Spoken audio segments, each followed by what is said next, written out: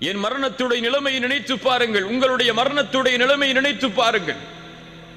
மரணமாக கூடிய அந்த நேரம், எம்முடைய உயிர் தொண்டை குழியை அடைக்கக்கூடிய அந்த நேரத்திற்கு முன்னால் உள்ள நிலைமை, எம்முடைய பார்வைகள் எல்லாம் நிலைகுத்தி இருக்கும், நெற்றியெல்லாம் வேர்க்க ஆரம்பித்துவிடும், முடிகள் எல்லாம் சிலிர்க்க ஆரம்பித்துவிடும்.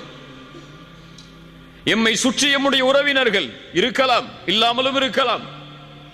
எப்படி மரணம் வரும் என்று தெரியாது.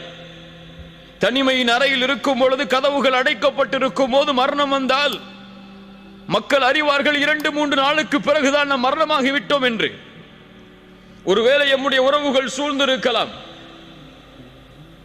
எம்முடைய பிள்ளைகள் சூழ்ந்திருக்கலாம், எம்முடைய பெற்றோர்கள் சூழ்ந்திருக்கலாம். அந்த நிலையில் கண்களுக்கு புலப்படும் மறைக்கப்பட்ட விஷயங்கள் எல்லாம்